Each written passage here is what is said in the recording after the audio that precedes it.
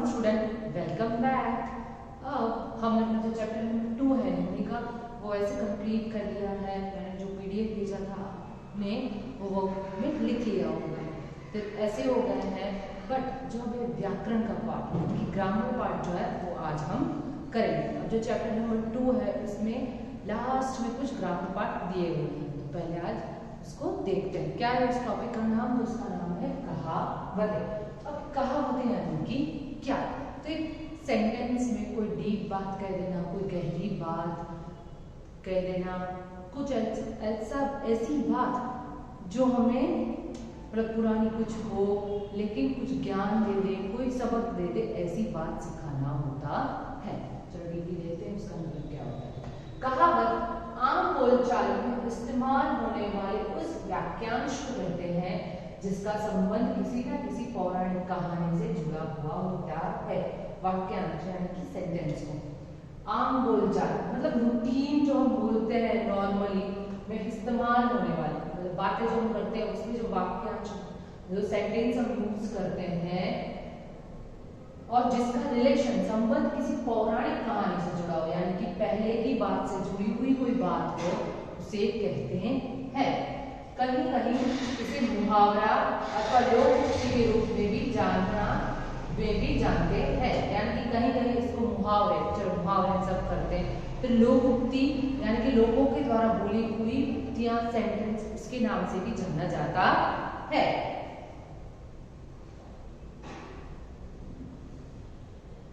चलो कहावतें प्रायः सांकेतिक रूप में होती है, यानी कि जो बात की जाती है ना वो वैसे ऐसा लगेगा बहुत सिंपल है लेकिन उसका जो मीनिंग है वो बहुत डीप होता है। कहीं पे हम सीधा किसी को पॉइंट आउट नहीं करते, सिर्फ एक संकेत के माध्यम से पॉइंट आउट करते हैं। मतलब इसमें उस बात में कोई डीप संकेत होता है। थोड़े शब्दों में कहा जाए तो जीवन के दीर्घकाल के अनुभवों को छोटे वाक्य में कहने की कहावतें होती हैं। अब क्या है? जीवन के दीर्घकाल यानी कि जो जीवन बुजुर्ग लोग होते हैं जो काफी लंबा जी रहे हैं उनकी जो बातें हैं ना वो हमें आगे जाके मार्गदर्शन के रूप में काम आती है।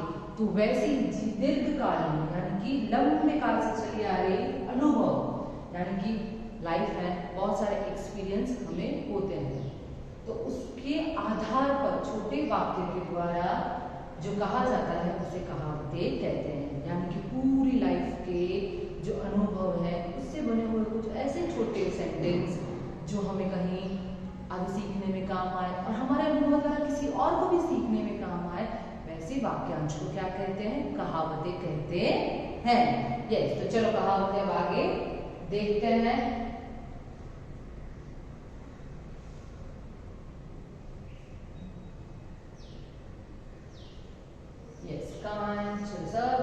सब इंसान वाला जो है टेक्स्ट बुक ओपन करो, फिर देखो वहां पे सबसे नीचे यहाँ पे अपनी एक्सरसाइज की बात जो है वो है ये रहा भाषा सज्जता, जहाँ पे कहावतें दी हुई है। चलिए कौन से पेज नंबर पे? पेज नंबर 11 पे है। So open your text book. चलो सबसे पहले कहावत देखते हैं। आए थे हरि भजन को ओटन लगे कपास। चलो ये कहावत है। आए थे हरि भजन को और ओटन लगे कपास। अब क्या है? आए थे हरि भजन अर्थात अच्छा काम छोड़कर महत्वहीन काम में लग गए। अब आए थे हरि भजन, हरि भजन यानी कि क्या? भगवान की पूजा करने के लिए, लेकिन किसमें बैठ गए? ओटन को कपास, मतलब कपास जो होता है उसको खोलने में और उसी में बिजी हो गए। इसका क्या मतलब होता है कि हम कोई अच्छा काम करने वाले थे, भगवान का काम करना बहुत अच्छा होता है, लेकिन यहाँ कपास को ओटन मतलब खोलना उसकी सफाई वगैरह वो भी सही है, लेकिन महत्व क्या है इसका? हरि भजन का, और इसका कोई महत्व नहीं। यानी कि कोई भी काम अच्छा काम छोड़कर महत्वहीन काम में लग जाए। चलो इसका मीनिंग देखिए। तुम्हें छात्रावास में इसीलिए भेजा था कि तुम परीक्षा में प्रथम आ सको, पर तुमने तो यहाँ रहकर भी बेकार की बातों में समय बर्बाद करना शुरू कर दिया। अब इसका मतलब क्या होता है कि अब हॉस्टल वगैरह भेजते हैं किसी को, तो किससे हम भेजते हैं? कि आप अच्छा पढ़ो फिर फर्स्ट आओ, लेकिन आप वहीं पे सिर्फ बातें बातें बातें करो तो ये सही होगा नहीं। तो इस कहावत का मतलब होता है कि महत्व वाले काम, अच्छे काम को छोड़कर महत्वहीन काम में लग जाना, यानी कि जो सही काम है उसको छोड़कर, जो IMP काम है उसको छोड़कर, जो बेकार का काम, बातें करना, मस्ती करना, उसमें लग जाना। चलो नंबर 2, उल्टा चोर कोतवाल को डांटे, यानी कि अपराधी के द्वारा ही निर्दोष को डांटना, यानी कि मैं गुनहगार हूं फिर भी मैं किसी और को डांट रही हूं जो निर्दोष है। एक तो तुमने चोरी की और ऊपर से मुझे ही डांट रहे हो, चलो ये क्या बात है कि गलती मैं ही करूं, ठीक है मेरी ही गलती है, फिर भी डांट कौन था, कोई और था जिसने गलती नहीं की हो वो, उसे बोलते हैं उल्टा चोर कोतवाल को डांटे। अपराधी द्वारा निर्दोष को धमकाना, यानी कि गुनहगार होते हुए भी सबको पता है कि मैं ही अपराधी हूं फिर भी क्या करूंगी, मैं जो निर्दोष है उसको डांटूंगी। यस।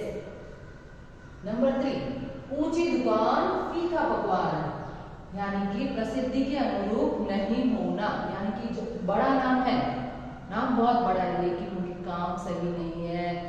अब कैसे बोला जाता है कि बहुत हाई फाई दुकान हो, शोरूम हो, मतलब रेस्टोरेंट हो खाने पीने का, लेकिन वहां पे खाना अच्छा नहीं मिल रहा हो तो अच्छा लगेगा, क्या फायदा इतने आलीशान रेस्टोरेंट का। तो वैसे ही जो है हम कहीं से कुछ चीजें खरीदे जो बहुत प्रसिद्ध है कि यहाँ की चीज बहुत अच्छी लगती है, यहाँ का मतलब ड्रेस अच्छा है, यहाँ की खाना अच्छा है, लेकिन वो चीज अच्छी नहीं निकले तो उसे बोला जाता है कि बहुत कामयाबी के बाद भी उनके पास जो है सामान अच्छा नहीं मिलता है। तो क्या है, हमने तो तुम्हारी दुकान की प्रसिद्धि सुनकर सामान खरीदा था मगर आपका सामान तो बहुत ही घटिया निकला, यानी कि हमने देखा था कि अरे ये शॉप का नाम तो बहुत फेमस है तो हम वहीं से लेंगे, लेकिन वहां का जो सामान है वो एकदम बेकार निकलता है। इसे कहते हैं ऊंची दुकान फीके पकवान, अर्थात प्रसिद्धि के अनुरूप न होना, प्रसिद्धि के अनुरूप न होना। एक तो करेला ऊपर से नीम चढ़ा, मतलब कि अब दोनों कड़वे हैं, करेला भी कड़वा और नीम भी कड़वा। एक तो करेला यानी कि ऑलरेडी कोई कड़वा है और ऊपर से नीम चढ़ा, यानी कि नीम एक साथ दो दो गुण होना, कड़वाहट के दो दो, करेले के जैसा भी और नीम के जैसा भी। चलो उसका मतलब देखते हैं। वह शराब भी तो था, जुआ भी खेलने लगा, यानी कि वो ड्रिंक तो करता था, अब वो क्या करता है, जुआ यानी कि ताश भी खेलता है।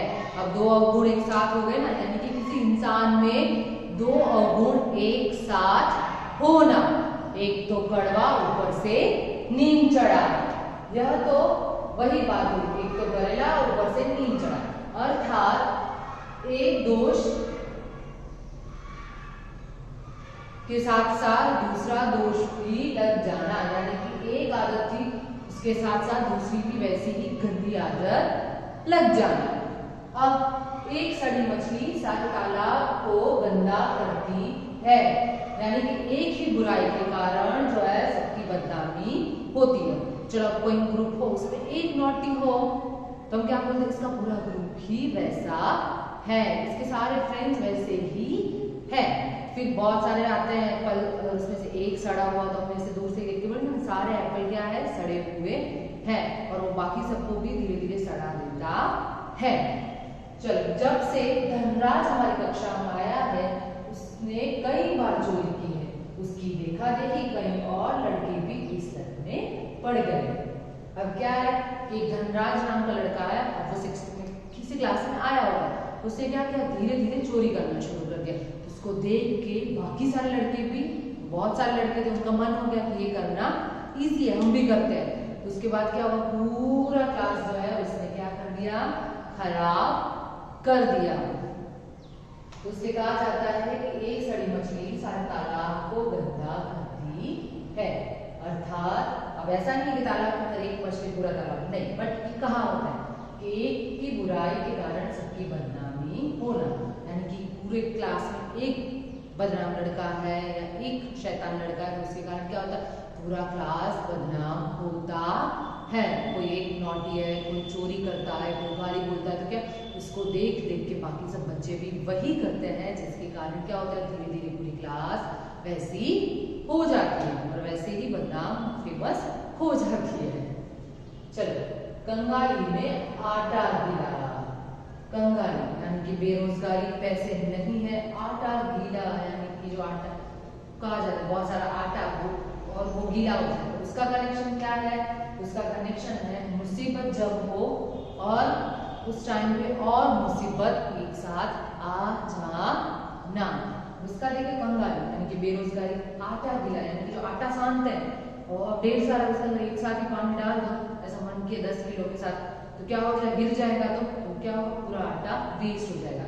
यानी कि एक तो हमारे पास बेरोजगारी, हमारे पास पैसे नहीं है, ऊपर से जो खाने का सामान था वो भी अब वेस्ट हो गया। गंगू पहले ही बहुत निर्धन था, छोटी सी नौकरी में बड़ी मुश्किल से गुजारा कर रहा था, अब तो वह भी छूट गई। अब यहाँ देखो आटा गीला, उसका एग्जाम्पल क्या है कि भाई कहीं हम जॉब पे लगे हुए हैं और वो जॉब में धीरे धीरे गुजारा चल रहा था और ऊपर से वो जॉब भी चली जाए, तो क्या होगा? आटा गीला के समान ही हो जाएगा ना कि किसी काम के अब हम नहीं रहे, अब हम क्या करें? यस, कंगाली में आटा गीला अर्थात मुसीबत में और मुसीबत आना, यानी कि एक प्रॉब्लम से हम चल ही रहे हैं धीरे धीरे और ऊपर से दूसरी मुसीबत भी आ जाती है जीवन में। चलो, कहाँ राजा भोज और कहाँ गंगू तेली, यहाँ पे दो ऐसे व्यक्तियों को, मतलब कोई भी दो पर्सन को क्या किया है? उनको जज किया गया है उनके व्यक्तित्व के आधार पर। उस साधारण गायिका की तुलना लता मंगेशकर से करना उचित नहीं। अब कोई भी ऐसा नॉर्मल सा सिंगर और मैं आपको बोलूं अरे मैं तो लता मंगेशकर हूँ, उसके जैसा ही गाती हूँ, तो ये सही है नहीं, क्योंकि वो बहुत ही डिफरेंट है, बहुत हाई लेवल पे पहुंच चुके हैं और हम क्या है अभी तक ऐसे ही हैं। अब जाके सचिन बहुत अच्छा क्रिकेट खेलते हैं, हम जाके बोले अरे मैं तो सचिन से भी अच्छा हूँ, सचिन तो एकदम मेरे इक्वली है क्रिकेट में, तो ये सही होगा नहीं। तो क्या बोला जाता है? कहाँ राजा भोज, यानी कि जो सचिन है, लता मंगेशकर वो राजा भोज के समान है और हम उनके दास के समान, मतलब वैसे ही है। वो यहाँ है तो हम यहाँ हैं, उन तक उनके लेवल पे पहुंचने में अभी हमको काफी टाइम लगेगा। इसलिए कहा जाता है कि कहाँ राजा भोज और कहाँ गंगू तेली, अर्थात दो व्यक्तियों की स्थिति में बहुत अंतर होना, यानी कि जो परिस्थिति है उसमें चेंज होना, स्थिति में लेवल में चेंज होना, बहुत हाई लेवल पे है और हम अभी तक थोड़े थोड़े आगे बढ़ रहे हैं। जैसे कोयल की दलाली में हाथ काला, उसका क्या है? बुरे के साथ रहने पर बुराई मिलती है। कोयले की दलाली में हाथ काला, कोयला यानी कि क्या? अभी तो देखा होगा ना, बॉनफायर करते हैं, ब्लैक कोयला, पुराने टाइम पे उस पे खाना बनाया जाता था। यस, कोयला, उसकी दलाली यानी कि उसको बेचने में, यहाँ से वहां हम सप्लाई करते हैं, उसमें हाथ काला। अब वो कोयला काला होता है तो उसको हम बार बार यहाँ से वहां दलाली में, भले वो पैक में ही जाता है, लेकिन क्या बोला जाता है? जो कोयले की दलाली करते हैं उनके हाथ क्या होते हैं? काले होते हैं। क्यों जाना जाता है? उसका हाथ छोड़ दो, पूरा गुंडा है, कभी तुम्हें भी ले बैठेगा। अब यहाँ देखो, यानी कि कोयले को क्या बताया गया है? बुरा बताया गया है, काला है इसलिए, क्यों बुरा है और उसके साथ तुम रहोगे तो तुम भी बुरे हो जाओगे। यानी कि जो हाथ है वो उनके साथ है, दलाली करने में, हम यहाँ से वहां बेच रहे हैं, उसके कारण उसके हाथ काले हो गए। यानी कि जो कोयला काला है उसकी छाप हम पे छोड़ चुका है। क्या बोला जाता है कि कहीं किसी गुंडे के साथ तुम रह रहे हो तो गुंडा इतना बुरा है कि धीरे धीरे तुम्हें भी ले डूबेगा, मतलब उसका साथ छोड़ दो, बुरा गुंडा है, कभी तुम्हें भी ले बैठेगा। यानी कि अगर हम गुंडे के साथ रहेंगे तो धीरे धीरे हम भी गुंडे बन जाएंगे। कोयले की दलाली में हाथ काला, अर्थात बुरे के साथ रहने पर बुराई मिलती है। यानी कि हम किसी बुरे इंसान के साथ रहेंगे तो हम भी धीरे धीरे बुरे हो जाएंगे और हमें भी बुराई ही सामने आएगी। चमड़ी जाए पर दमड़ी न जाए, यहाँ पे जो है कंजूस व्यक्ति के ऊपर व्यंग्य किया गया है। सेठ मोहनदास कई दिनों से बीमार हैं, फिर भी अस्पताल नहीं जाना चाहते। यानी कि जो एक सेठ मोहनदास करके इंसान है वो बहुत ही कंजूस है, मतलब कहीं भी एक पैसा भी खर्च नहीं करता है। ज्यादातर ऐसे लोग होते हैं बहुत पैसा होता है उनके पास, लेकिन वो कहीं पे भी यूज करते नहीं है कि नहीं नहीं नहीं हमारी दमड़ी, दमड़ी यानी कि पैसा, बोली जाना जो चमड़ी यानी कि स्किन, हम भले ही मर जाए लेकिन पैसे जाने नहीं चाहिए, हम पैसे यूज नहीं करेंगे। यहाँ पे मोहनदास बहुत दिन से बीमार है लेकिन फिर भी हॉस्पिटल जाना नहीं चाहते। क्यों? क्योंकि हॉस्पिटल जाएंगे तो पैसे खर्च होंगे और वो ये नहीं चाहते कि उनके पैसे कम हो। उनके लिए तो चमड़ी जाए पर दमड़ी न जाए, अर्थात कंजूस व्यक्ति कष्ट श्रम कर लेता है लेकिन पैसे खर्च नहीं करता। यानी कि जो कंजूस होता है क्या करता है? कष्ट यानी कि दुख, प्रॉब्लम उसको फेस करेगा लेकिन पैसे खर्च नहीं करेगा। जो बरसते हैं वो बरसते नहीं, यानी कि जो डींगे मारते हैं वो कभी वो कार्य करते नहीं है। मतलब बहुत सारे ऐसे हमने देखे हैं जो बोलते हैं अरे ये काम तो मैं यूं कर दूंगा, मैं तो ये करता हूँ, मैं तो वो करता हूँ, लेकिन वो कभी कुछ करते नहीं है। यानी कि जो ज्यादा अपनी बढ़ाई करते हैं वो कुछ भी कार्य करते नहीं है। चलो एग्जाम्पल देखते हैं। कमल ने इस बार 100 मीटर की दौड़ में प्रथम स्थान प्राप्त करने का दावा किया था। वो प्रथम तो क्या तृतीय भी न आ सका। अब कमल नाम का लड़का होगा वो बहुत डींगे मारता होगा, अरे इस बार तो 100 मीटर की रेस में ना मैं फर्स्ट आऊंगा, मेरे को कोई ऐसे बीट नहीं कर पाएगा। लेकिन उसने क्या किया? प्रथम स्थान तो क्या थर्ड नंबर भी उसका नहीं आया। वो ऐसे ही फालतू बकवास कर रहा था कि अरे मैं तो फर्स्ट ही आऊंगा, प्रथम स्थान तो मेरा ही है, पर उसका थर्ड नंबर भी नहीं आया।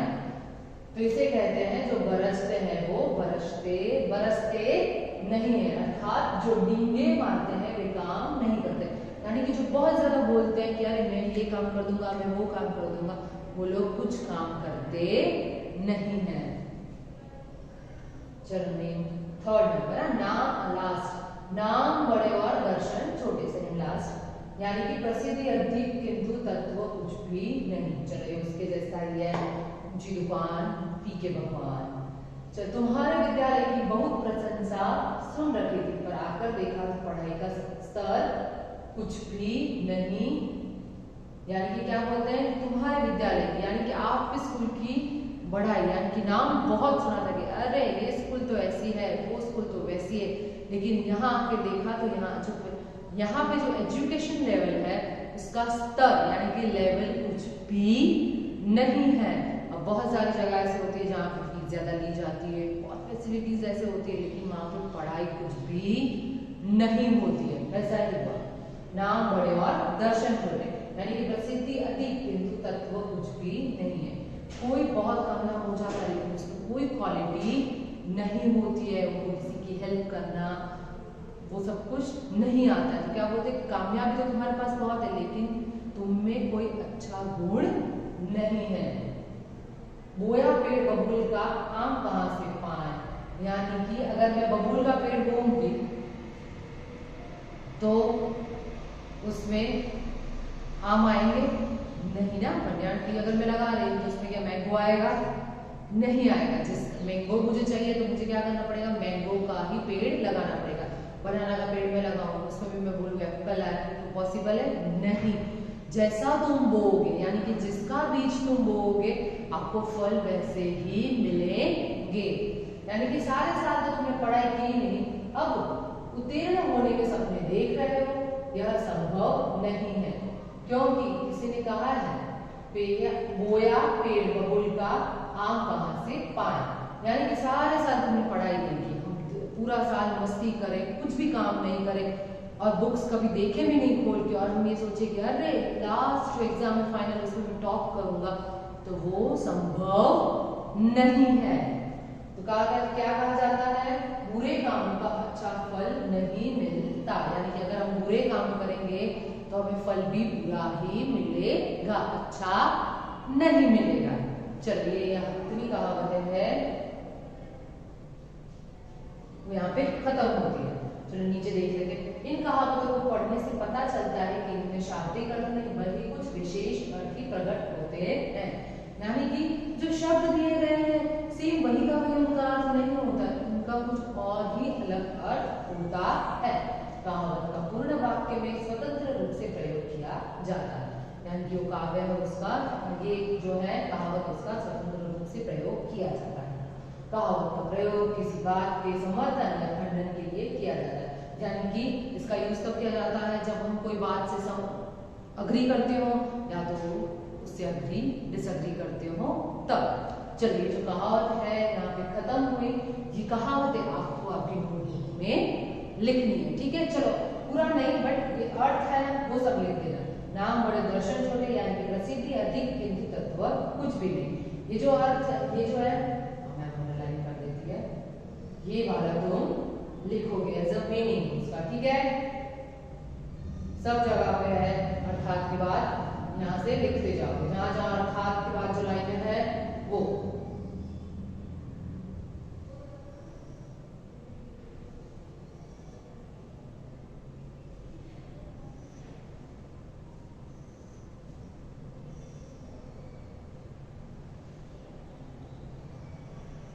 चलो अंडरलाइन हो गए हैं ये वाले जो है कहावत, फिर इसका ये मीनिंग आंसर आपको आपके नोटबुक में लिखना है, ठीक है। चलो थैंक यू, बाय बाय।